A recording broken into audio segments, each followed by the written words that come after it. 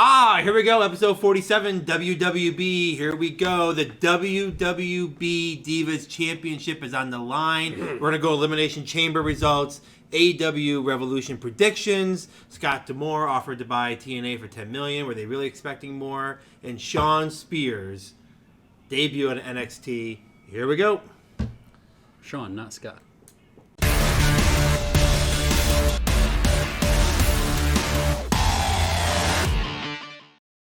Ladies and gentlemen, welcome back to a brand new episode of Wrestling with the Business, episode 47, 48, 46, 47, whatever it is. We got a lot to talk about today, lots of headlines, very WWE heavy this week, seemingly. But before we get into that, be sure to comment, like, share, subscribe, let your voices be heard. We're putting out good stuff. We got a new show that debuted this week, WWB Gauntlet. Which just tighten my tie a little bit. In case you want to know what happened. We didn't have a winner or anything. But. Well, you did get one wrong, but that's besides the point. Yeah, new show. I think it went pretty good. Gonna keep trying that out, see how it goes. I think lots of room for improvement for me. That's all. Lots of opportunity. Of course. And I just continue to show my wrestling knowledge is just much more superior. You pull that belt a little bit closer. I have that belt because I took chances, okay? That's why I have that belt. Snuggle that thing a little bit closer. I can. Who's losing right now?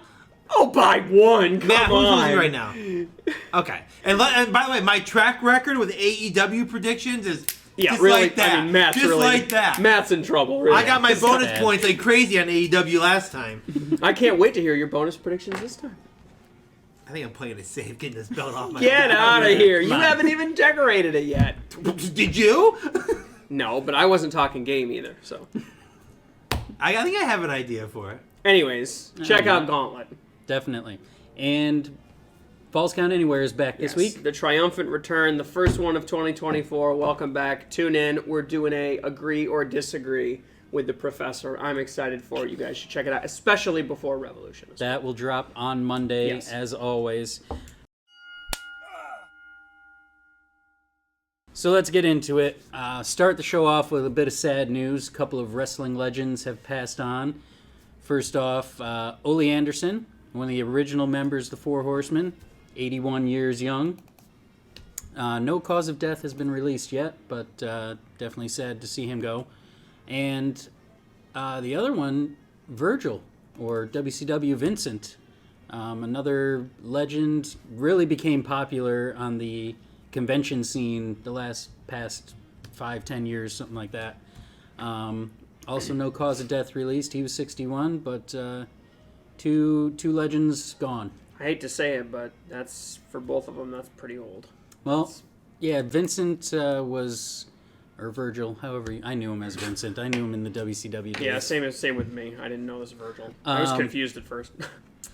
He had some health issues recently, a couple of strokes, early onset of dementia. So definitely some health issues going on, but sad to see them go. But moving on, so a couple of former WWE guys have left the company and now have gold in New Japan.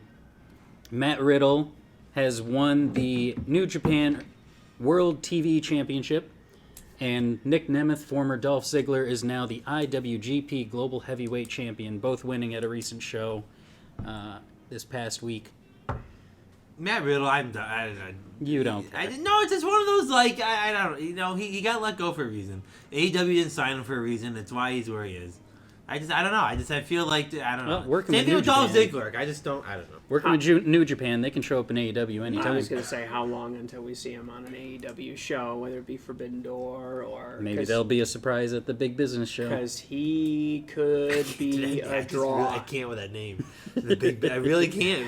AEW Big Business. I'm going to mention that every chance we get. That name is... I just want to pee in the face of Vince McMahon. Fulfill all of his fantasies. Big Business. Glad you caught that. That's gross. Said Vince. Anyways. Come on, pal. I mean, Riddle could be a draw. Especially to Forbidden Door, which typically doesn't get good... I mean, it's kind of typically one of the lesser, programs. I think if they want to try and bring that one to the forefront, getting guys like Ziggler, getting guys like Riddle, in addition to the great Japanese talent that they have. I mean, that could be a great strategy that if I was Tony Khan, I'd be nudging NJPW, like, scoop up as many of these white boys as you can, because they're draws, and if you're trying to expand, and they clearly are, right, talking about Chicago, doing shows international, I mean, everybody seems to be spreading their tentacles out, no matter how small the company is. And especially with all the injuries, and we'll talk about it later, but visa issues, they need to bring in as many guys as they can to make up for the people they're missing. One little comment on this. Dolph Ziggler. You go, how long was he at WWE? 15 years. Yeah. How 20. can you go 15 years? I guess Edge is in the same category. How can you go 15 years with the same name and then change it? Like, and I gotta think about this. I'm gonna have to go and look at how he debuted at TNA. Did they say, "Oh my God, it's Nick Nemeth"? Does anyone even know who that is when he showed up, or how? Like, did they go through a whole? I don't understand the process of that. I'm gonna have to go watch the video. I think I remember watching him coming out, but like, did he just walk out and it came up Nick Nemeth and everyone's like, "Oh wow, that's his name now"? Like, it just is like I just don't. I think in this day and age, everyone knows real wrestlers' names. And I think he was doing like stand-up shows and stuff and doing them. Is that his real name? Yes. All right. Yeah, Nick Nemeth. Yep. Like, honestly, if I was to become a superstar, I would go with my real name no matter what. I mean, you know what I mean? Why? And I'm guessing that's a strategy Because for Vince AEW. McMahon I get that, and it's probably a strategy of we're gonna own you. So you're gonna take the name that we give you because we're gonna own you. And you look at like the Rocket and the rights just back recently. I mean, it's kind of like. You know, but I guess maybe I would want my own name. Like, you know, just like wherever you go, you know who. I don't know how people. I guess I'll give them a lot of credit. I don't know how people can go from having the same name, like Edge, for example. Well, like, you went with Edge for how many years? 25 years, and now you're Dave Copeland. That's his name, right? Dave? Adam. Like, Dave. wait a I know minute. Dave. No, that's You were a joke with names. I'm horrible. If you haven't realized yet, I'm very horrible with names around here. Well, I so. think it's probably the same thing with actors too. They probably don't want their real names out there for fans to come stalk you. Or it's some twist on it, like Brad Pitt isn't really Brad Pitt. How many Michael Hickenbottoms are out there in the world, you know? Fair enough. It's just tough to be Dolph Ziggler, then tomorrow you're Nick Nemeth. Like, I just, I don't know. I know that's his real name. I'm like in the sense of. I think like social media, people know. People know. I mean, there wasn't a lot of confusion. Oh, who's Mercedes Moné? Like, there wasn't a lot of confusion over it. And any confusion that exists, as soon as you see a picture, you're like, oh. And Mercedes is her real name. Yeah. So there's not a lot of issues with that. I think almost anybody in this day and age, Macy Estrella. Oh my God, who is that? And then you see a picture and you're like, oh, okay, I know who that is. Like, it's really not that hard. So moving on, Dark Side of the Ring Season 5. They've announced their episode list, and some of them look pretty interesting. I think that read them off. I think they're all going to be pretty interesting, actually. We got ECW's Sandman, John Tenta, also known as Earthquake, Harley Race, Buff Bagwell, Brutus Beefcake. He's got a heck of a story with his face, his accident and everything. Yep. Chris Adams, Sensational Sherry. That should be a good one. Terry Gordy, Chris Colt, and The Event of Black Saturday. That's the only one I didn't recognize. We're kind of getting away from the dark side of the ring here a little bit, aren't we? This is kind of what we suspected. Season 5. Yeah, they shot all their good stuff in the early seasons. This is definitely the least dark season so far. Well, I mean, we'll see. They could pull something out for any one of these people, and I wonder if a complete surprise. I wonder if it's going to, I don't know, get worse or better. I don't know how to say that. You know what I'm saying? Worse stories to be more entertaining. Do you want to talk very quickly about Black Saturday? Yeah. What is that? So it was a Saturday in July in 1984 when Vince McMahon, when the WWF took over the time slot on WTBS that had been home to Georgia Championship Wrestling and WCW for 12 years. Oh. He basically came in and scooped up that time slot. And it led to a long-standing rivalry between him, Ted Turner, Jim Crockett Promotions. So like what, this was in the 80s? This, 84. This was like the first shot across the bow. I think he had just had WrestleMania a couple of months beforehand, so he was feeling mighty high and mighty on himself. And this was kind of the first shot across the bow where he was kind of like, "We're coming for you." Was kind of the. I mean, he had been scooping up little tiny promotions up in the Northeast where he was, but yeah, he basically came in and bought out that very time slot. Yeah, that doesn't really. I mean, that doesn't sound like a typical episode. It sounds like they're trying to make something out of that story. I mean, it's something, but it's definitely not dark. Yeah, Like, it's not We'll like play behind the scenes and stuff you know. It's Yeah, not it's like drama, the it's not like the mass interesting. transit or It's business time, but then you compare that to like But people how getting many more murdered in topics do Costa they really Rica. have? That's the problem. Exactly. I That's mean, what They're I'm saying. running out of topics. I mean, I don't know. I mean, they have done a Because lot they're of dark. They have done a lot of topics, but I feel like that Right, is but dark topics, like it's kind of. I feel like that's an endless. I feel like they just haven't. They haven't found people that are desperate enough for money, or you know what I'm saying. Like I feel like there's a lot more out there to explore, but people are still living. And Yeah, when you're doing stories on like New Jack stabbing a guy in the ring. I mean, I'm telling you, legit, if like- stuff falls out, like if God forbid something bad happens to Vince McMahon in the next year, season 6 is going to be nothing but Vince McMahon. Yeah. Wall to wall. 10 Vince McMahon. episodes, all Yeah, Vince. we're gonna have a whole new series, and it's just gonna be about him. Like that's the kind of stuff I think is that we're kind of waiting on now. All right, so you mentioned this in the teaser, Dan. Scott D'Amore, more is coming out about his dealings with TNA. So it seems he offered to buy TNA for $10 million. Now, I haven't seen TNA's, financials in over the past several years, but you said it. Does Anthem really expect to make more than this without, with decreasing the budget and not putting as much into it as he would have wanted to put into it? It doesn't seem like a smart $10 move. million to me. also seems a little cheap. I mean, the fact that I can go buy TNA for $10 million, I mean, Well, I mean, I don't know. They're a private company, so it's hard to really get an idea of right. what. That's basically what they felt it was valued at, and he might have even thrown in a little extra just to try and sweeten the pot. I mean, you think about it when WWE bought WCW for what, $1 million, $2 million, something really cheap. $1 million. $1 million. So I would think TNA's got to definitely be worth more than that. As crappy as WCW was in the day. I can't seem to find anything online about what their financials are. But I don't know. I feel like, this day and age, let's be honest. This day and age, I don't think if WWE was buying WCW right now, they wouldn't get $1 million. Obviously, this day and age, you look at it all. It's probably, I don't know how much Anthem's put into it. You look at that too. Like we've talked recently about how much money they're putting into sets and production and equipment and stuff. So if they're dropping $2-3 million on that, $10 million. They have a TV deal in place. Yeah, with it doesn't seem like enough, but I don't know. They've what got the financials studios, are. they've got subscriptions, they've got physical assets. They also have liabilities. Sure, they've got contracts and all that other stuff. Add up but, all those superstars, see how much they're worth. but I think, a lot of it's piecemeal too. But, I would think it'd be worth more than $10 million, just from the outside looking in. However, I got to imagine Scott D'Amore knows what it's worth. But they didn't spend $10 million on it. You know what I'm saying? So, but Scott D'Amore has been there how long? From day one, right? Yep. Not day one. 2002, 2003. Yeah, a long time. So the guy knows how much it's worth. So yeah, there Probably. comes a point in time where when you look at $10 million, and that might now be somewhat of a realistical number out there as to what it's really worth. The guy knows what it's worth.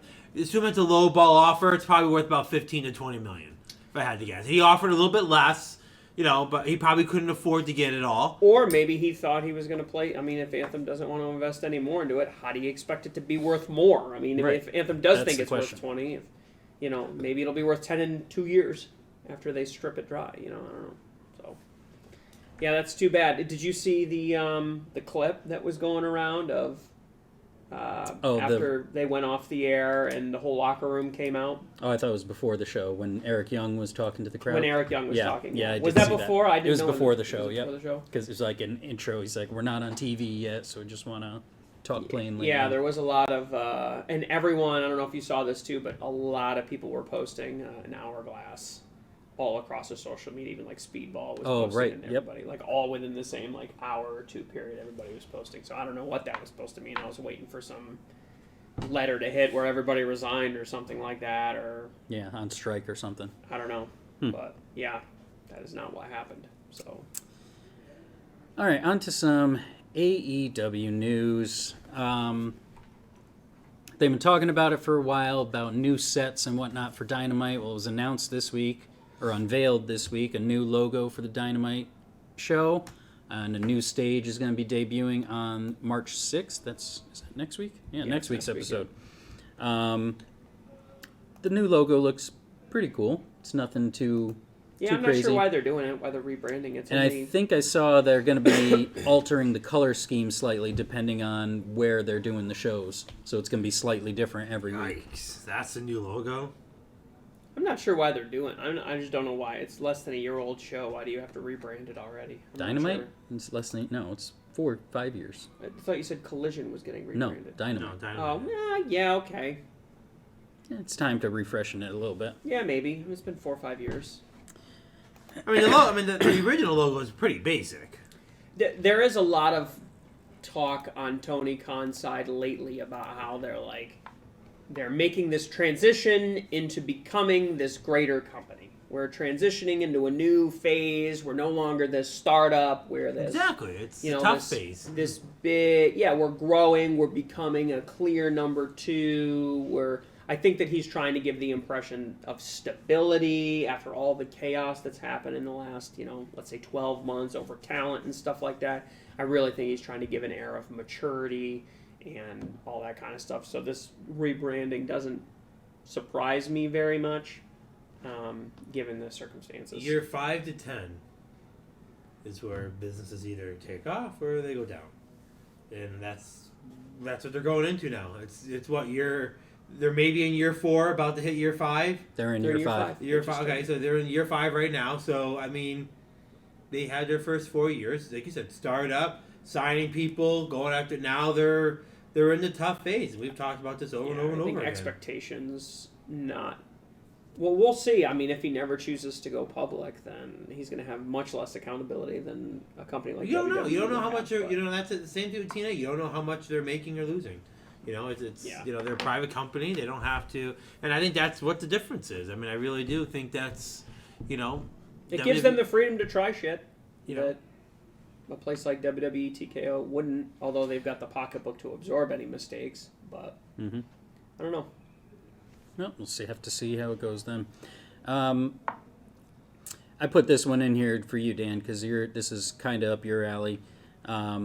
Kenny Omega's in the news now. He's been out with diverticulitis and recovering from that and from injuries. But in the meantime, he's going to be starting a gaming stream.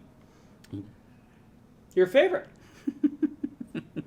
He's going to attract the people that are Kenny Omega fans, and that's it. That's fine. You want to stick And again, with your he says, I mean, it's a branding for himself. But you know what?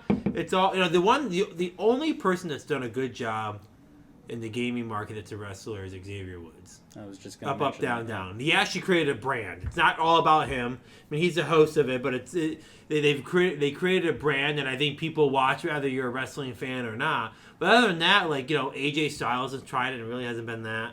Everyone's tried to do it singly, and they haven't really done anything. Adam Cole was doing it for a while. Yeah, it's just not. I mean, I think right now because he has the time, he should. But then the problem is too is when they start wrestling again, it's dead. I mean, so what are you really building? I mean, it's you don't want to build. This is the problem when you get people who start watching you repeatedly, and you're building up a brand as a streamer, and then the minute you go wrestling again, you're done with it. Not really, I don't think you look at the other streamers out there. That's their. I don't know. How much does Kenny work outside of AEW now? Not that much. Do you really think he's gonna be streaming once he's back wrestling? I think if he wants to, he will. Yeah. I think pretty much the only thing he does is gaming conventions. I think if he has 100 subscribers, no, probably not. But if there's a fan base that grows underneath I him, just think he's just going to generate his fan. I mean, an average gaming viewer isn't gonna know who Kenny Omega is, nor tune in. I've long said, unless you know the person, if you want to go watch Fortnite, you're gonna go watch Ninja. Why watch someone else? Unless you know them and you like their content, you're going to go watch Ninja. You're going to go watch Tim the Tatman. You're going to go watch the streamers who have actually created themselves as a streamer. If you want to watch the best gaming. They're trying to put their foot in the door with... If you want to watch Kenny Omega, then you just go watch... People are going to be watching Kenny Omega, not for the game, but just to watch Kenny Omega. They're going to try and see, if he teases the new Fight Forever with, early game preview. What I think would be hilarious if he streamed WWE 2K25 or 24. That would be absolutely hilarious. He probably would. He could. I think right now he specifically said he's focusing on the new Street Fighter. He's going to be doing a stream specifically for that. Is he good at gaming? If I'm Tony he's Khan, been doing it for years. And I'm like, hey, he's done stuff with Xavier Woods also. Listen, if you can build enough of a fan base to help our game sales, which have not been particularly great. Ding! There's the idea. If you can't be in the ring, help promote AEW on streaming and gaming. That's what he should be doing. But we'll see. If this is a means to that end, I can get behind that. That makes sense to me, business-wise. Something else I just had to mention because of the nostalgia. This is just for you and me now because he won't appreciate this. Sting's last Dynamite episode was this week, and we finally see him return to rappelling from the rafters. I had to wear the shirt to represent. Old WCW Sting. I have no idea what you're talking about. I know. I honestly don't think Sorry, we used to watch wrestling as kids. I honestly don't think he's done that since the Owen Hart tragedy. I think this is the first time since then. So. I don't know, but the internet's going nuts, man. Videos of him coming down Starrcade 97, blowing up. It was nice little piece of nostalgia. He looked a little old. Yeah, he looked his age. We've been saying that for years. Yeah, so, he looked. He looked like he was maybe 35 the last time he did this. But yeah, I mean, after what happened with Owen, I wouldn't be surprised at all if the whole industry shied away from that type of situation. But yeah. Still cool to see, though. See him back. I do want to talk about this for 1 second. Can you tell me what happened before he came out? Ric Flair came. Ric Flair, and what did he do? He got hit in the nuts. Is that the type of content you're looking for in AEW? Did you see the punches Ric Flair is doing? The crowd was into it, though, dude. No one wants to see. I've talked about this before. That's not true. The crowd was into it. Nobody wants the crowd. No one wants to see Ric Flair in the ring. I'm sorry. It's so bad. Ric Flair, stay home. Just stay home. Do video content. Nope. Or come out and be a manager. But why are you in the ring doing punches? And we were supposed to believe it. The crowd it's bad. I can't do it. Into it, dude. Can't do it. Rick, go watch it. You'll see. The crowd is going nuts. Yeah, I'm starting to wonder if you watched it. What crowd? What crowd? I mean, I can get hostile. You want to get what crowd? There was 3,500. They sold the left side of the arena or the right side? What side was watching? Well, yeah, you don't sell the hard camera side. You never sell the hard camera side. Nobody wants to see Ric Flair in the ring. Do a mic promo. He can barely do that and leave it at that. I couldn't. I did. I actually tuned in and watched a little bit. And I saw Rick. It's the perfect timing. I literally turned it on at the very end. And Ric Flair, the best I've always had at the end. Come on. And Ric Flair was walking down the ramp. And I go, oh, I can't wait to see what happens here. And I waited, and I go, oh my god, I can't. And I immediately, the minute he took the coat off, and he started doing these fake punches, and it barely, I'm like, I can't. He just can't. And I moved on. How old is he? He's old. That's not the point, Steve. The point is, he shouldn't be in the ring. He can barely get over the rope to get into the ring. Well, that's what I'm saying. Like, if you're at a certain age, you shouldn't be going over the ropes. Matt's like... You are not a wrestling fan, Matt dude. is like, I love... He's not on your Mount Rushmore, right? Who is Ric on your, Flair? Yeah, who is on your Mount Rushmore? Never say he's top 5. So he would be on your Mount Rushmore. He's top 5, but how old is he? Did someone say the number? 70. He's 80. He's over 80. Is he over 80? Yeah. An 80-year-old. I was going to guess 70. Come on, an 80. But you know what? We just lost Ole Anderson, and he was 81, and they were 4 horsemen. Here's how it works. Okay, here's how it works. Ric Flair should have come in. This is why I should be doing content for AEW. Here's what it should have been, and it would have been more believable. Ric Flair comes down like he did, takes his coat off, gets into the ring like he's about to do, goes to throw a punch. An 80-year-old is not going to land a punch. Goes to throw a punch, he misses, and they immediately knock him down and beat the shit out of him. And then Sting comes down. And he would have got so much praise for just attempting to go into the ring to help. But this whole idea that we're going to try to sell Ric Flair punches, come on. No one wants. It's not believable, and that's if you're in the business of trying to put on premium content, that's not premium content. An 80-year-old is going to get destroyed in a ring with 35 and 40-year-olds. That's what should have happened. He should have tried to go punch like an old guy and just got immediately knocked down. And then here comes the 72-year-old Sting down to lay him out. That's what really should have happened. For those of you that weren't in the movie theater with Dan in 1993 when Jurassic Park came out, when he stood up and screamed, "That's not a real dinosaur! That's not a real dinosaur. I don't believe this. This is all totally fake. I cannot believe this. Dinosaurs died 65 million years ago." For the record, Jurassic Park is one of my top 5 movies. Just saying. I hear what you're saying. He should have come in. He would have got more praise for just coming down and attempting to help Sting. And then he throws in maybe a quick little jab, and he immediately gets knocked down. Not a bunch of the slaps and they're selling him like they're really getting hit. I'm like, come on. Yeah, you're not a wrestling fan. No, man. no, it's not that. It's the point of believability, guys.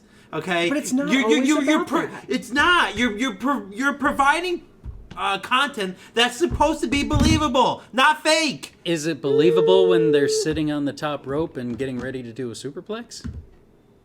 There's a sense of it is, yeah. Well, there's a sense of this too. He's the greatest Ric of all. Flair? He's the greatest of all time. Yes, that should not be in the ring anymore.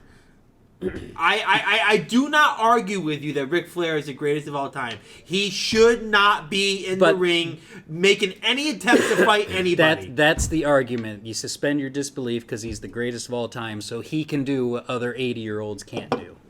I don't share that logic. That's the same logic as a superplex. Just like I don't want to see Hulk Hogan in the ring. It's like watching Richard Petty get How back in much- the car and race around. How much would you pay to have him put you in a figure 4 leg lock? Who? Ric Flair. How much would I pay? Would that not be the coolest thing in the world? I've actually met Ric Flair. for the Yeah, you've record. got the belt. Yeah. Right? Which one's signed? Is it that one? The black one? I think it's the black one, right? I really can't tell this lighting now. That one. I mean, would that not be one of the coolest things? I'd take a chop from him. Get a picture of it? Whew. Yeah. But again, when he's going into a ring, what are the Young Bucks? 35, 40? They're probably pushing 40. I think. 38 or I something. mean, come yeah. on. They're double the age, and there's 2 of them in the ring. I mean, it's a point of sellability. So it's a fair fight. The age is equal. 2 of them at 35 versus I can't him. against you guys are diehard. It's fine. I get it. You guys are just diehard. I It's think- fine. I think Not you that just- I'm not. I'm just saying it just isn't to me. It's not believable. You want to content. watch sports entertainment, and we want to watch wrestling. No, And I would call there's wrong. Basically, what I'm arguing is I want to see wrestling, and you want to see entertainment. Ric Flair going in with the nostalgia of doing some cheap shits. That's entertainment. That's not wrestling. Wrestling is he would have been knocked down immediately. There are traditions, big T traditions, that exist in the world of professional wrestling. Move on. Next Ric topic. Flair coming in and opening up somebody, that would be under a tradition. Tradition. And they could have beat the shit out of him, and he could have started bleeding. It could have been the classic Ric Flair selling something, like getting his ass kicked. Could have been better, for sure. Yeah, could have been better. It would have been perfect. He would have come in, he would have been trying to be the hero, and he can't do it anymore, and just got immediately knocked down, beat the shit out of him, he's bleeding. It's the classic Ric Flair moment, and Sting comes down. It's why I should be the head writer of AEW. Not Ric Flair, and they're giving out cheap shots for 3 minutes until Sting comes down. I think you gotta rewatch it. It was not that long.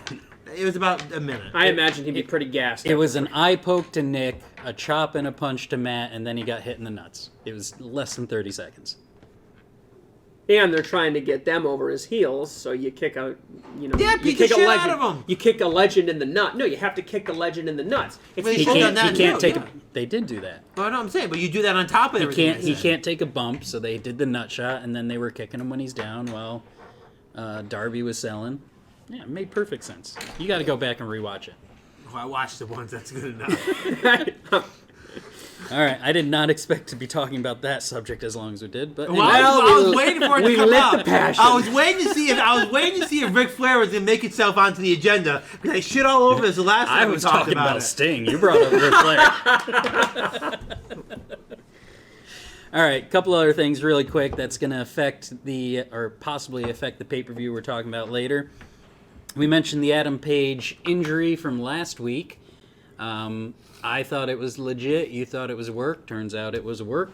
I'll add 1 point to my Revolution score. Thank you. I guess they set it up because he had some personal issues that might have taken him out of the pay-per-view, but it was confirmed on Dynamite this week. He will be in the three-way match for the world title. And then there are some visa issues going on with the CMLL guys.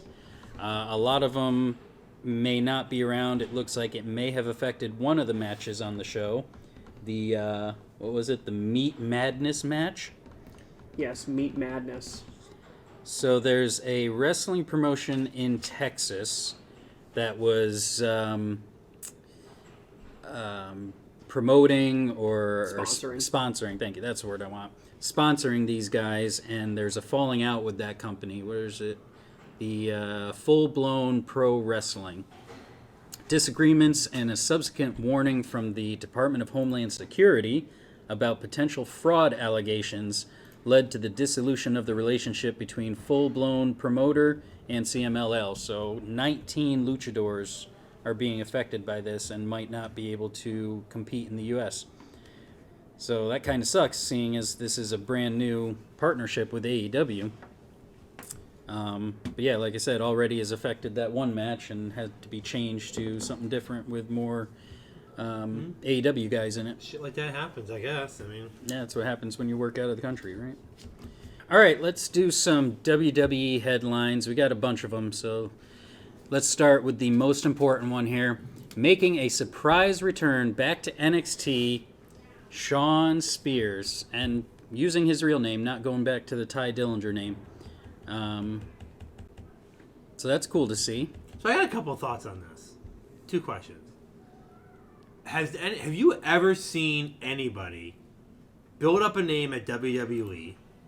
Okay, leave. Obviously, as we just talked about before this earlier in this episode, change their name, and then come back with a different name, or the same name that they built outside of WWE. So he was Ty Dillinger, right? And he was there for a while. Left, became Shawn Spears, and now he's back, but he's staying as Shawn Spears. He's not going back to Ty Dillinger. Has anyone else ever done that? No, but what difference does that make? I think Well, I think it's a change.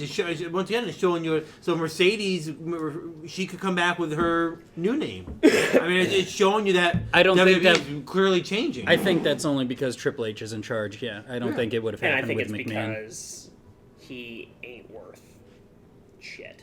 I think it's because he's worth less, so you could do whatever you want with him. My other point is, I think he's one of the most underappreciated, utilized wrestlers. I agree with that. I have. First off, I was a big Ty Dillinger fan when he was going through NXT originally. He had a great career in NXT. Yep. Went to SmackDown and just nothing. He should have been U.S. champion. That was like most NXT wrestlers. Yeah, Like, but he. All of them. But he had every. When you look at Drew him, McIntyre's like, no, But- he's before that. He isn't even an NXT guy. but look at him for a minute. Like you look at back. Okay, we're talking Vince McMahon era, right? You look at him as a person, right? I mean, he was fit. He probably had the looks like Randy Orton a little bit. If you're trying to have the selling appeal, he had it all. Like you know, and he got nothing from his storylines were shit. Got no title opportunities whatsoever. His career basically went nowhere in WWE. So he left, as he should have. Went to AEW, had an outstanding first storyline with Cody Rhodes. He's the chairman. I mean, that was back in the day when Chris Jericho was the champ. AEW just started. He was one of the big guys at the beginning, like huge. And that's when I was even kind of watching for a little bit. And then what happened after that? Nothing. He was in literally group like after group after group. it wasn't even like he went on the back burner. He was just gone. Like he wasn't even there. And now he's back, and it's just like I feel like wherever he goes, he's just not being utilized. I don't know if there's backstage stuff going on, or maybe he's just not a good guy to be around, or maybe he's difficult, but like This guy can't catch a break, and I think I actually think he's pretty well talented. Back when, and I really haven't. I mean, I don't think he's been on AEW much at all. I mean, he really didn't Not do much, much. no. I mean, but back when he was Ty Dillinger, he was doing a lot. I was a big fan of Ty Dillinger. Yeah, the Perfect 10 gimmick was huge. Yeah, and it was popular. They gave him nothing, which I was like, I agree, he should leave, and he left. And then I thought maybe he would have a good opportunity at AEW and didn't go anywhere. And now he's back, and I mean, I guess if he's in return, it's best that he's at NXT. Because I think he'll be a good NXT player for a while. I think he'll have a championship run. I think they'll make him a champion. I mean, I hope they're not gonna shit all over him there too. But like, Probably North American. I don't see him being the top champ, but yeah. you don't think he'll be NXT champ? Maybe. I don't think He so. he was NXT champ once before, right? No.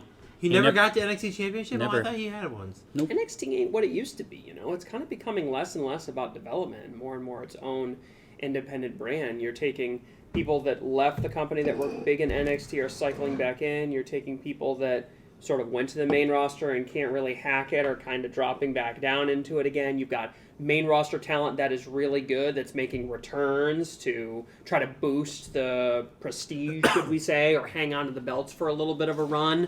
See Dom Mysterio as one example. I mean, you know, you got guys like Baron Corbin that are dropping down that were main roster staples that really aren't going over so well. I'll tell you right now, if you're in a down world, little spin, or you're kind of rebuilding, go to NXT.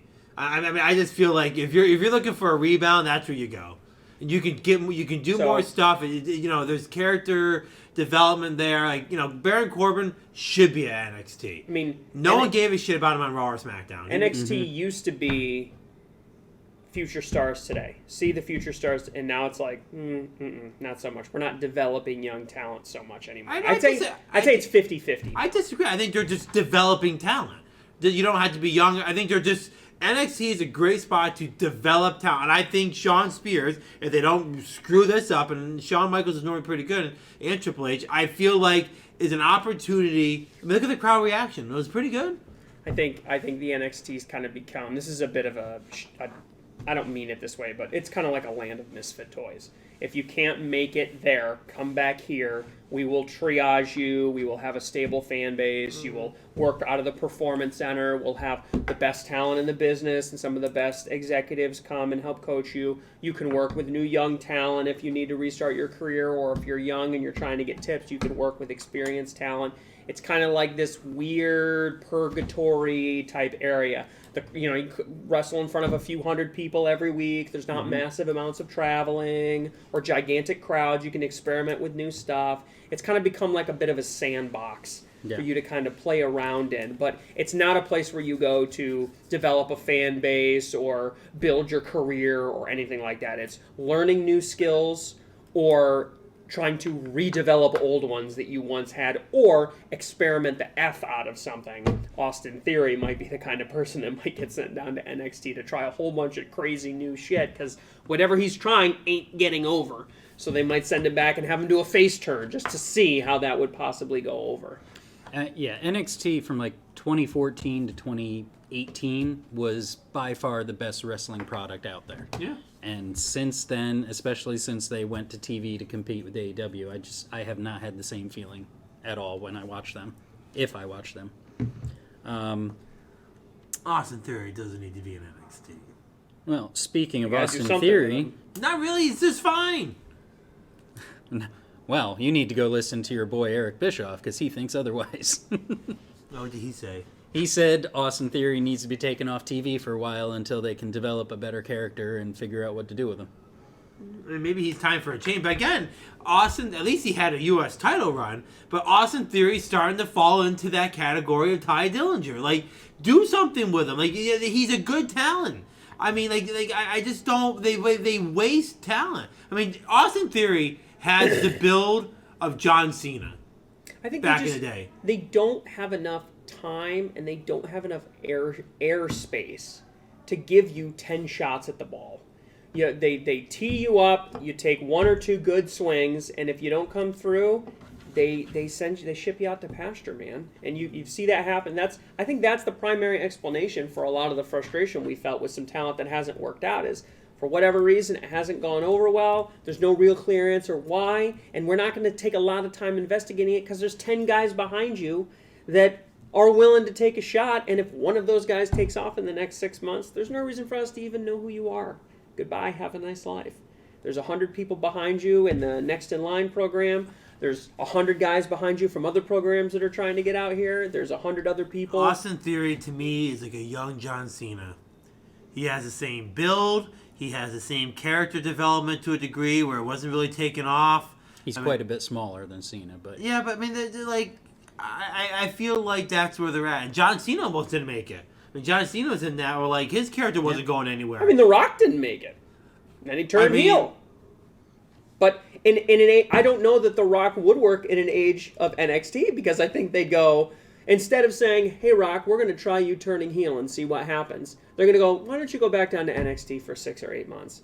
And maybe the NXT guys don't say, let's go heel. They say, let's keep doing what you're doing. Let's work on your ring technique. Let's shoot you up with some juice and see if we can get you pumped a little bit better. And maybe he ends up not being the success that he was. Whereas all he had to do, or John Cena, all he had to do was turn his hat backwards and start talking about hustle, loyalty, and respect. And all of a sudden everybody cares about him.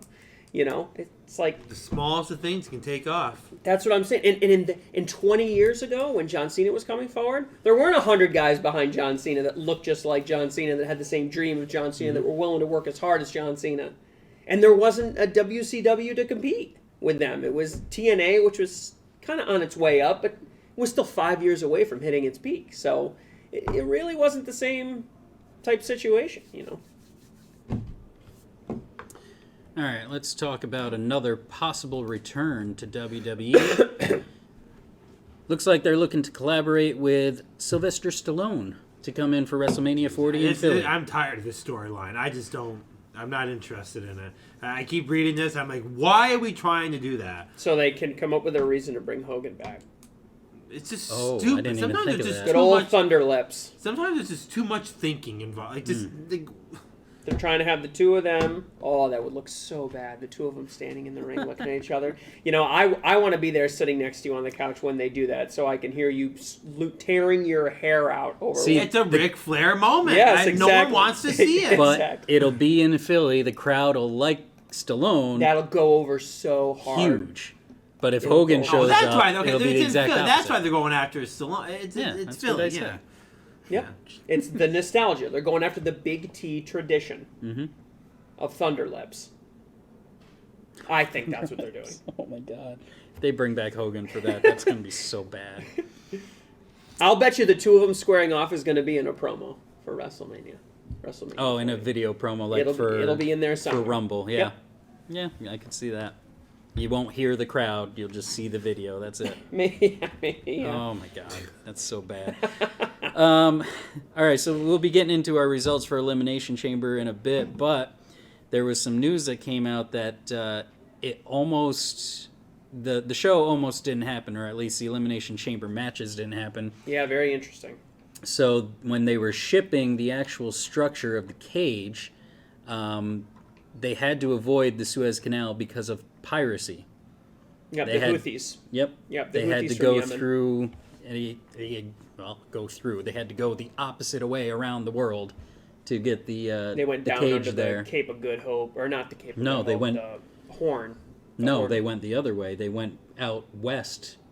To, That's what I'm saying. Sorry, South Africa. The Horn Oh, of South Africa okay. is what I was talking about. Which Which is very dangerous, by the way. Those waters are extraordinarily dangerous, weather-wise. Very unpredictable, and yeah, it's sketchy. Very Those sketchy. pirates. Yeah, no, they didn't go anywhere near Africa. They went out west to California. South America is what I'm talking about. No, you said Africa. They could have gone through the Panama Canal too, which would be the smart way to go.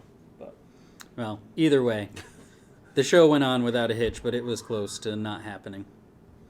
Little pirates, they try to ruin everything. Arrgh.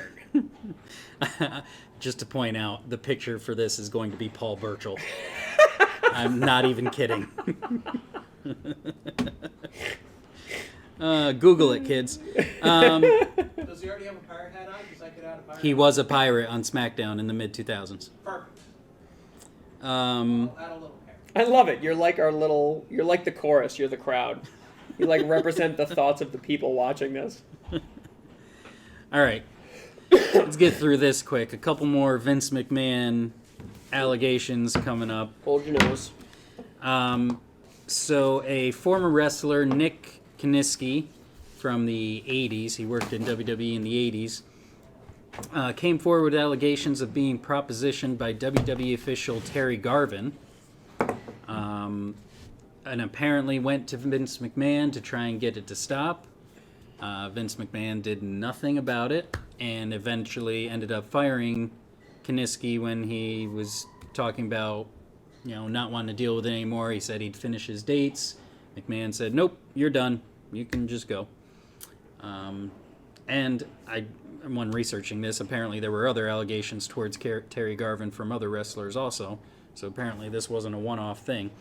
And then another situation, completely unrelated, but another former WWE writer said McMahon fired him after altering a racially insensitive storyline involving Pac, or Neville, as he was known then, doing a story on Martin Luther King Day with a few of the black wrestlers that were there. I mean, the more you dig into this McMahon stuff, the more... I've said it before, we always knew he was kind of a scumbag, but the actual depths that he went to... You're going to hear more and more about it now. It's disgusting. The damage is far from done, I gotta imagine. Look, these stories come out, and the ones that have come out before have the credibility, and people are just gonna keep piling more and more on. You're gonna hear more and more. I'm waiting. Where I'm at this point is I'm waiting to hear more and more about the family dynamic. I'm waiting to hear more about what did they know? When Shane, did they know? Vince, and Linda, because you go back in the years and it's just like, I remember when Stephanie resigned. I'm like, oh shit. Now I remember when Shane had the issue with Vince and left in what, 2002 or 2012. Yeah. And it's like you hear more and more like the Triple H versus Vince McMahon. Like, I can't wait. That's we want to see in the dark. Let's start talking about what's going on in the McMahon, like this pioneer family that's way up here. That's the stuff that I can't wait to start hearing about. And I think it's only a matter of time before we start getting up to that point where like Linda's got to tell her story, and she. It's coming to a point. You're going to start to hear more and more about it. If she is deposed as part of this sex trafficking, because she is, her name is mentioned multiple times, so. Stephanie or Linda? Linda. Both, but you mentioned Linda specifically. Those could go public, and that would be a way, but somebody is going to write a book about this on the inside, but I think it's going to be some unnamed person as part of the Titan family, Vince's inner circle, is going to come out that's going to kind of know a lot more about John Laurinaitis. You gotta imagine he knows a lot what's going on. Yeah, but he's kind of an unreliable narrator. Does he save his ass? You would need, for sure, he's trying to do that 100%. Get money, sell a book? To ally him, but I don't think he's... I don't think so. I think he's too if someone called me and said, "Hey, will you ghostwrite for John Laurinaitis about this?" I'd be like, "He's too unreliable a narrator. Like, I couldn't put my reputation on the line for that because I wouldn't trust anything that he said. I wouldn't write anything he couldn't verify for me 100%. Right. But I think maybe that's out there though. But I think there are plenty of people in the Titan family that could come forward that could be reliable narrators. It's always the people that you've never heard about. Exactly. The people on the edge of the frame. Some frame. executive assistant that's been there for 20 years who's worked outside of Vince's office. You know what I mean? Like, that's the stuff you hear. And it'll, like I said, this is going to haunt Vince. That's what I'm waiting for. And all the gossip and the stories coming out, that's the stuff I'm dying to hear about. Because you know what? It connects the dots. And it's like, oh, yeah, that makes sense now. That'll be the end. But Stephanie's never going to speak out. Linda's never going to speak out. Shane's never going to speak out. Well, until shit hits the fan, and then we'll see. I don't think so. Again, a deposition might leak or something, but that's different than them coming forward voluntarily and saying, this is the story. So. All right, really quick. There's news that looks like Tama Tonga's heading to WWE.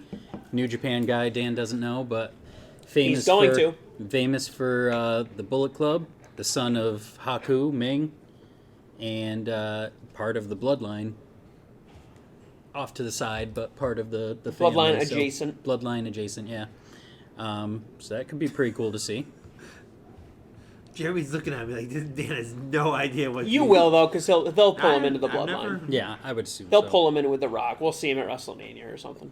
I mean, it'd been nice to see if both members of the tag team would go, but I guess I don't think they're even together anymore in New Japan either. The Gorillas of Destiny. No, I don't think so. Yeah. 2K24 reveals a My Rise mode. I wasn't sure if this was a new mode coming in the game or if it's something they've done before. I think it's new. I think they've had it in like the NBA games. Yeah, I think it's an element they haven't. So it's like like you a chart like a your career. career mode. You're type? rising through the ranks, basically. Like it's a different way of calling career mode, probably. You rise from a student to an MVP of the NBA. Okay. So that sounds pretty cool. We gotta play that game at some point for Falls Count Anywhere one of these days.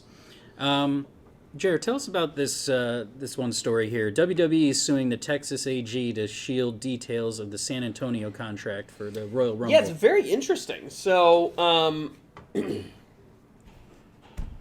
so people have been filing Freedom of Information Act requests to try to figure out, like, how much money is being spent, basically, and to just sort of understand the statistics behind I these just events assumed that that are was happening. public knowledge as it was. Well, it is, but you have to file the Freedom of Information Act request. And WWE is stepping in and being like, no, you can't disclose this information because by disclosing that information, you would be giving away trade secrets. Basically, special trade secrets and intellectual property I agree with information. And so, no, you're not allowed to disclose. So then the question becomes, well, I mean, we're not asking for, your set setups or your writer's script information Yeah, or but anything. negotiating's negotiating. You know what I mean? Like they're obviously negotiating prices and stuff. Sure, and they don't want that getting out, and that shouldn't be getting out. Like They that- don't I want to mean, see any of the information. They don't want to see the negotiation. They want to see the agreement. How much did the city pay to WWE to host XYZ event?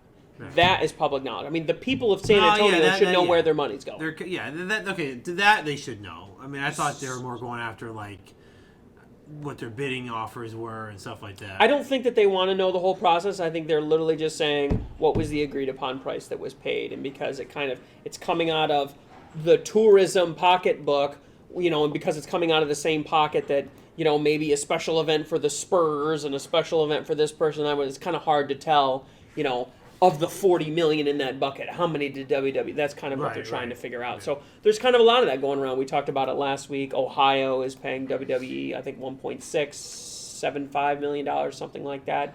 So we want to kind of pay attention to see what events are end up going there. But yeah, WWE is suing Ken Paxton, the AG, to be like, no, you do not disclose this information. So they're trying to get.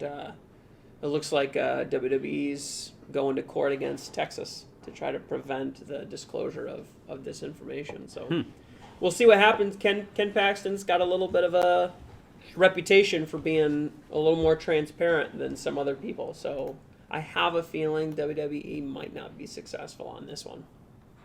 While the spotlight's on you, the TKO shareholders call was earnings call was in the past week. Anything interesting on that? They're doing well. Both companies are doing very well. There was one question about Vince that had to do with him selling his shares, and Yeah, I've got that up they here. were like, "Get me out of here! Do not talk to me about this at all." They ran from him as fast as they possibly could, and they basically said, "We don't talk to Vince. We don't ask him about what's going on. He can do whatever he wants, and we don't care." The only other thing of note for me was Ari especially was really pitching this idea of combining UFC and WWE events to one single weekend and pairing them together. So we would go to Pittsburgh, we'd have UFC 352, we'd have SummerSlam 2026, and maybe an NXT event or some other press conferences and all that stuff that's associated with it. And he mentioned specifically site fees, which would be presumably fees that cities, towns, states, municipalities, whoever would pay to TKO in order to host the event in that city. So something like WrestleMania might not get paired up with something else, but you would see like I know this past weekend, I think it was 298, right? UFC 298 was paired up in Perth, Australia. And he did specifically say that those site fees he's like very excited about the possibility for incredible growth with those site fees. So it's a new, interesting thing, something that we talked about that we thought might be interesting. As far as like how the two brands would commingle and sort of leverage off of each other to find more financial success. This is kind of an obvious I mean, one. they tried doing a weekend together. You would have to do WWE on a Friday night. They'd probably do WWE on Saturday and UFC on Friday. Is probably what they do. Oh yeah, that could work. They do a Friday night fight and then a Saturday night show. And just one point they made about the McMahon thing, they asked about his influence still in the company, and like you said, they had nothing to do with him, but says that although he holds 20 million shares in TKO, he does not possess majority ownership or the requisite voting rights for a comeback. So he is done, regardless of what happens. Yeah, he's done. literally just getting rich off of them at this point. Yep. That's really what it comes down to. I don't foresee that. I think he sold 8 million shares. That sounds about right, yeah. By 8 million shares. He had 20 million shares. He still has 20 million. He sold 8 and now has 20 million shares. Yep. And he made a lot of money. 700 million. Perfect timing. My laptop just died. All right. Let's get into our deep dives. Really quick, we'll do the results for Elimination Chamber this past weekend, part 1 of our Divas Championship Challenge here. There were 5 matches on the show. They did an elusive kickoff show match, which they haven't done in a long time. Yeah, that was new. But we did not have a pick for that one. That was the Kabuki Warriors defending the women's tag titles against Indy Hartwell, Australia's own, and Candice LeRae. Kabuki Warriors won. I mean, outside of that, was there really any surprises? Did we really get anything that we thought was? I mean, I'm sure Jeremy was surprised Naomi didn't win the Elimination Chamber. I wasn't surprised at all. I was just trying to have a little fun. I mean, that show was one of the most predictable shows I think. Yes, very much. It is hopefully the worst show of the year. It was a very bad show. So really quick, Women's Elimination Chamber, Becky Lynch won, so me and Dan were right on that. The rest we all picked the same, and we were all right. The tag titles, Judgment Day beat Pete Dunne and Tyler Bate. Men's Elimination Chamber, Drew McIntyre won. Kevin Owens did not win or pin Logan Paul, so our producer Steve will be taking chair shot.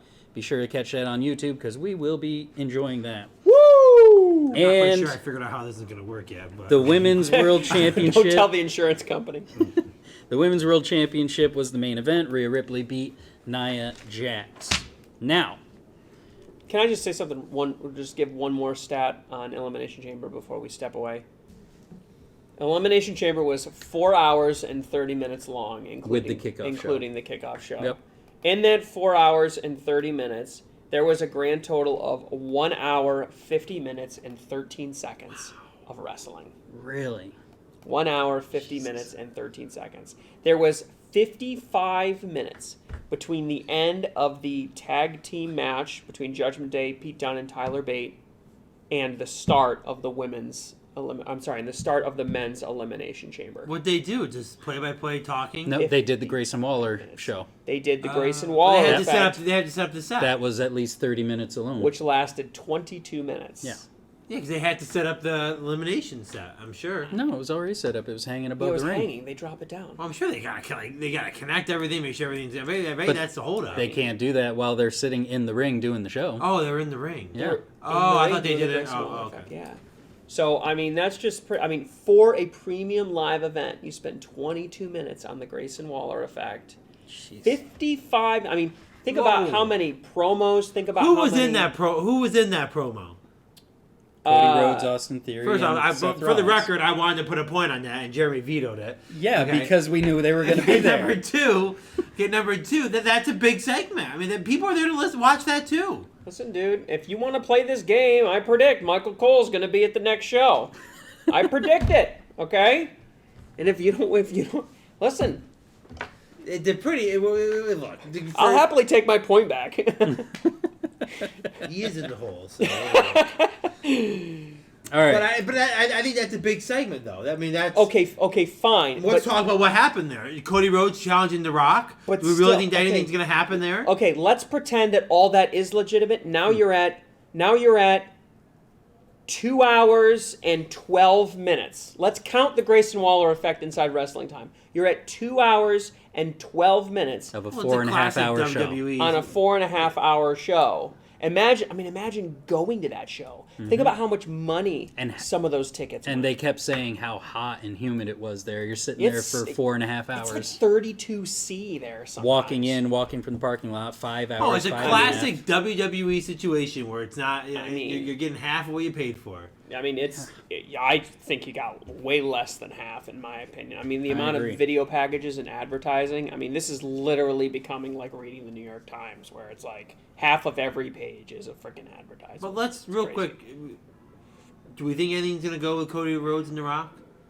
They're talking about it possibly happening either like on night SummerSlam? one of You think WrestleMania Okay. or Yeah, or this, like they're the gonna Saudi slow. show. They're gonna slow burn this. I mean, I gotta imagine Cody Rhodes it doesn't come out and say that unless they really plan on having a match. I think one thing's for sure: nobody outside of the royal throne room in Saudi Arabia is gonna pick what happens at that show. It's gonna be, you know what I'm saying? This is not Triple H's show. It's not Ari Emanuel's show. Like, the Crown Prince has decided, he's bought this and paid for this show, and the only thing that would stop, something from not happening there is for them to have some ridiculous quest, like to have Andre the Giant there or something. Right. That's not really their show. So maybe they can, because Triple H is so smart, he can kind of jujitsu some way to play, because if he's smart, he's going to be able to do that. But again, is it anything that they're planning at this point? No. Way too far down the road. 40 days till WrestleMania? 30-something days till WrestleMania now? Way too far out at this point. When is no, the WrestleMania? talk is the 6th and 4th. 7th. Or It's 6th. about 5 weeks. They're talking about having that match on night one or having the tag match on night one or the other. Reportedly, not definite. All right, let's do our predictions for the more important show this weekend, Revolution, AEW. Sting's last match. We're going to talk about that one first. Retirement match. Him and Darby are defending the tag titles He's working at me. I'm behind, so I'm picking last on against everything. the Young Bucks. You picked last the first night.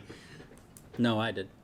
I thought you and I picked everything first, and he picked him last. No, I think I did. No. Because I can't decide.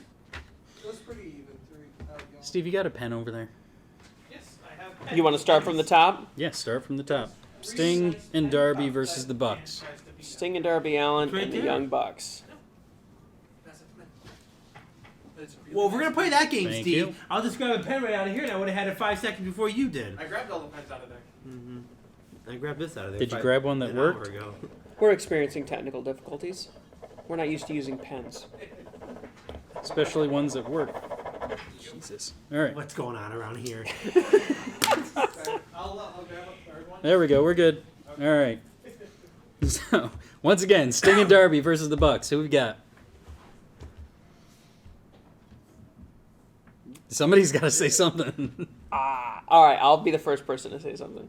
So I don't think my initial thought is that Sting and Darby Allin cannot win. Sting cannot retire with the belt, so they have to lose. And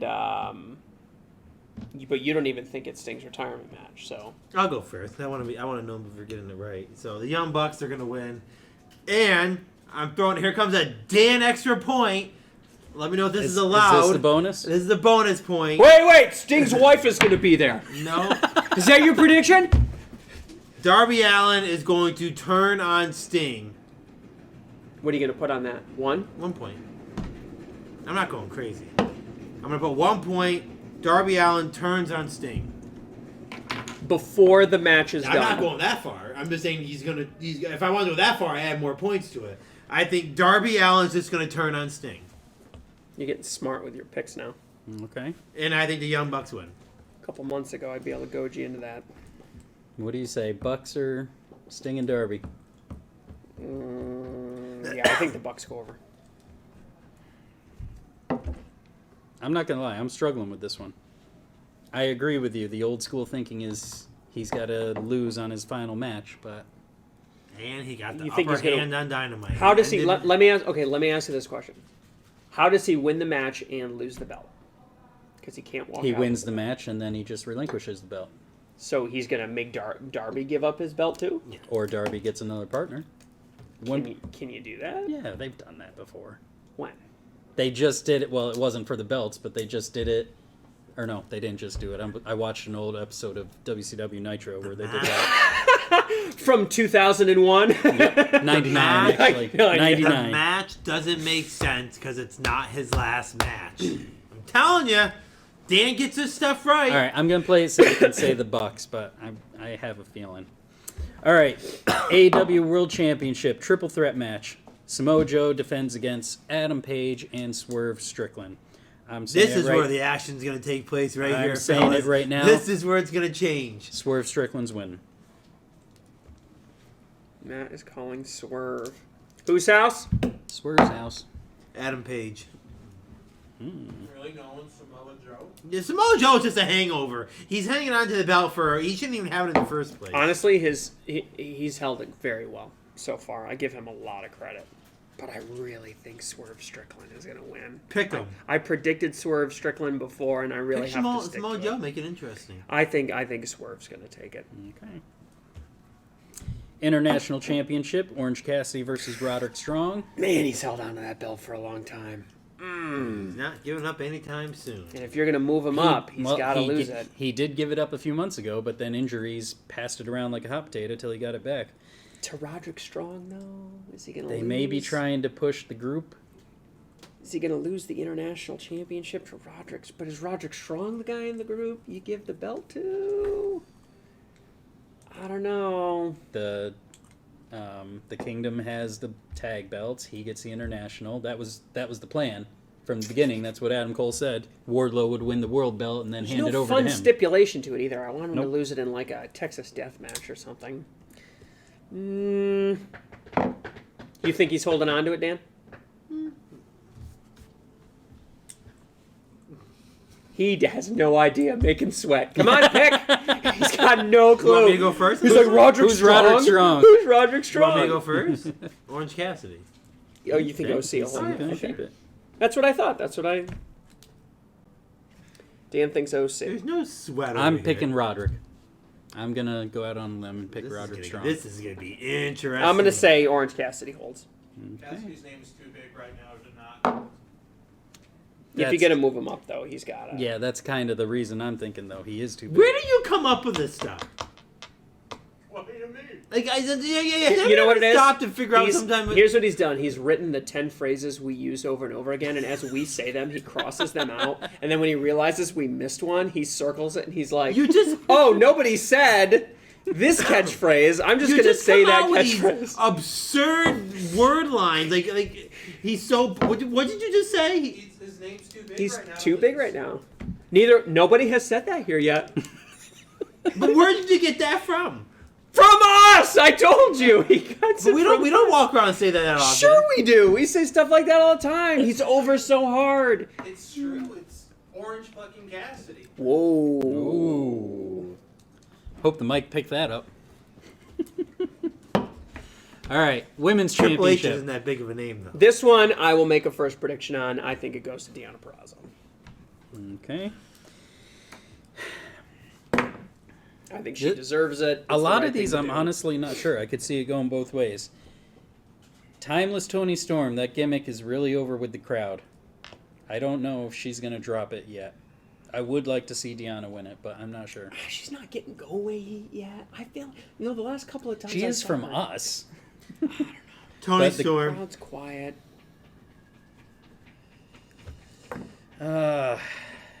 Yeah, I'm saying Tony too. I think she's going to keep it. Oof, man, this is going to be rough. Continental Crown. Eddie Kingston versus Bryan Danielson. This match has. I'm going to take a lot of shit. You don't from like these. Eddie Kingston. I'm going to take a lot of shit from these two. This match has boring written all over it. But you two probably. This is wrestling. This is you guys. Well, yes, it is wrestling. Daniel. This is not the match I'm excited for. No. But it's just one. You didn't look down I'm- the card, dude. There's a match on here that's clearly going to I'm not an Eddie Kingston fan, but I think Bryan Danielson's going to get a good match out of him. Bryan Danielson can get a good match out of anybody. Oh yeah, for sure. He's I think both of them are just boring. honestly, he's I guess He's I'm Ric gonna Flair go with today. Eddie He's Kingston. today's I don't Ric think Daniel Bryanson's holding the belt anymore. So Holding 3 belts. who? It's 3 belts. The Continental Crown. Oh yeah, the that's Continental right. Crown's 3 belts. I'm going with Eddie Kingston too. Yeah, me too. Okay. Danielson's gonna probably get injured again. Is this the first one we all agree on? Oh no, this Young Bucks we all agreed on. Okay. Yep. TNT Championship. Christian Cage versus Daniel Garcia. I think Cage is keeping it. I agree. Yeah, same here. This should be a good one. Will Ospreay versus Konosuke Takeshita. I can never say his name right. Jesus. Takeshita. Takeshita? Takeshita. I'm going Will. Is this Will's first pay-per-view? No, his first No, he official was at one All with the In. company. He was but at he's All been In. in other shows. Yeah, so I'm going. I mean, This is his first time. He's not going to show up on his first pay-per-view when AEW lose. So I'm going. Will. Yeah, I'm going Ospreay. Yeah, same here. It'd be stupid. I can't. All right, Yeah, so this because is of the the new obvious match that changed from the Meaty Man Madness Man match. What? Meaty Man? I don't know what it's called. This is an all-star 8-man scramble for a #1 contender shot at the world title. Currently, the participants are Chris Jericho, Powerhouse Hobbs, Hook, Wardlow, Lance Archer, and Brian Cage. Tonight on Rampage is a qualifier match between a luchador named Magnus and Matt Sydal. And then on Collision will be a 3-way qualifying match, Penta, Brian Keith, and Dante Martin. Well, it won't be any one of those, right? These late qualifiers. I don't think. It'll be, I don't think it'll be. The only one I could see possibly is Penta, but yeah, probably not. I don't even think Penta will make the match. I kind of want to see Chris Jericho. Chris Jericho is going to have a little run for a while. He's not going to win the belt, but he'll have a little main event time. They got to keep him somewhat irrelevant. That's your pick, Jericho? No. Yeah. I don't really see any of the other one being. I'm Brian Cage maybe. I'm picking Wardlow. Didn't he just give his up not too long ago? Didn't he have he won something? That's a good pick, man. Didn't he have it and then No. who Not did Christian Cage take the the title From shot? Killswitch, from Oh. Luchasaurus. And took is Who did you literally the right word. Who did Yes. you say? I haven't picked yet. Oh. Massive Wardlow? Mm-hmm. I'm going to go Chris Jericho. Okay. Bonus. Normally is I he, wouldn't pick Chris Jericho because he's Is just he not going to good. be Lionheart Chris Jericho or Painkiller or... By the way, can I just point out for a second? How is Hook gonna fare in this match? Okay, he looks like the white girl sitting on the couch with the 5 huge black dudes behind her. Like this is gonna everybody in this match is gigantic except for him. Well, it was the Meaty Man match, so... I kind of want to think. Man, I'm leaning towards Powerhouse Hobbs. I could see him v Swerve Strickland That would be good. in the next, doing a feud in the next few weeks. Could be very cool. Wardlow was another one I was leaning towards. I do not think it's going to be Lance Archer or Brian Cage. I'm going to do Powerhouse Hobbs. Let's all pick someone different here. All right. That should be a good one, then. I would really like to see Penta go for a world title, though. He's been wasted.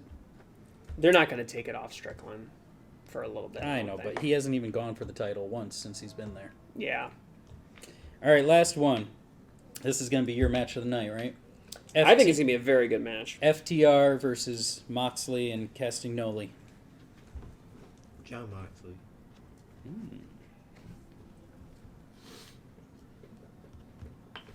So sick of Moxley. I think FTR goes over.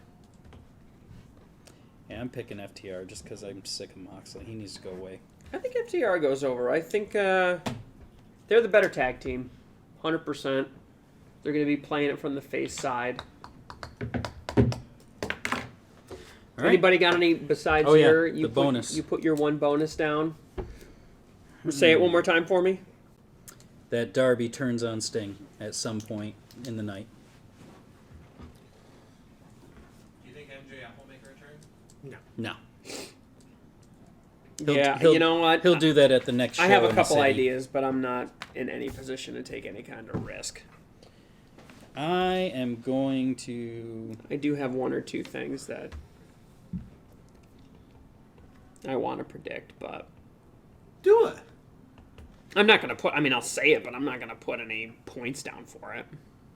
I'm gonna put a point saying Penta's gonna be in that 8-man scramble. How about that? Does that count? Sure. I'm okay with it if you are. We haven't, no collision yet, so we don't know Yeah, for we sure. haven't had the collision yet, so theoretically, you could walk into this with a point. I think this week is taped, so I could look up if there are any spoilers. But I'm willing to trust that you haven't done that. okay. So Penta will be in the match. Although I One will look it up after we record this. I'm looking it up now. Was it Dynamite tonight? point. No, it's collision. Just look up Rampage spoilers. Collision spoilers. Oh, it's collision? Yeah, that match is on collision. All right. Well, those are our picks. No. Okay, tell me what your bonuses are. You're not putting points on it. I was going to say that Eddie Kingston and Bryan Danielson gets color, and that either Timeless Tony Storm or Deonna Purrazzo gets injured in the match. Legit injured? Yeah, legitimate, non-work. It's a shoot injury. One of them gets, like, noticeably injured in the match. On that note, that's our picks. I think we went a little long today, but that's okay. Lots of good stuff to talk about. Be sure to comment, like, share, subscribe. Let us know what you're looking forward to the pay-per-view this weekend. Do we want to tease the chair work? The chair work? Yeah, I'm going Oh, to be the doing chair some shot? chair work. This has I disaster. thought we already all teased over it, but tease it again. I mean, it's a concerto, right? Yeah, it is. All right. Sick. You know what that is? No, I don't. That's It's- two it's chairs. two chair shots with your head in the Sandwich. middle. We To the lay your head. head Oh, no. on a chair, and then we hit you with a chair. That's the concerto. Oh, boy. Anyways, yes. How so can you take a chair shot? I've done it before. to Steve's That means credit, you can always do it. We literally moved a display case like a foot over there, and you hurt your back. They're gonna take a chair shot? Might help.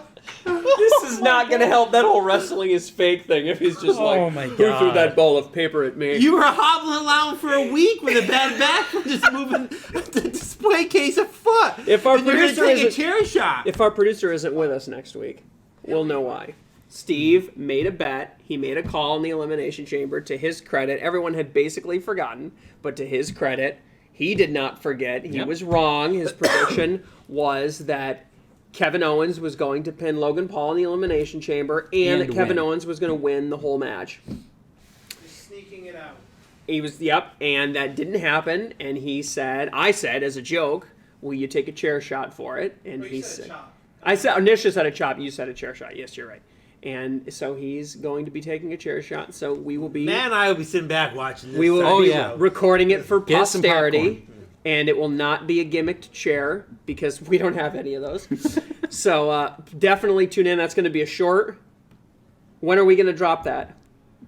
Whenever he's out of the hospital. We will be dropping it this week, so definitely check it out. I might drop it after Falls Count. Okay, perfect. All right. We're going to drop it after Falls Count, which will be coming out on Monday. And we'll have some new Gauntlet videos this week, too. A new topic, which we will record right after this. And if there's nothing else, you keep watching. We'll keep wrestling with the business.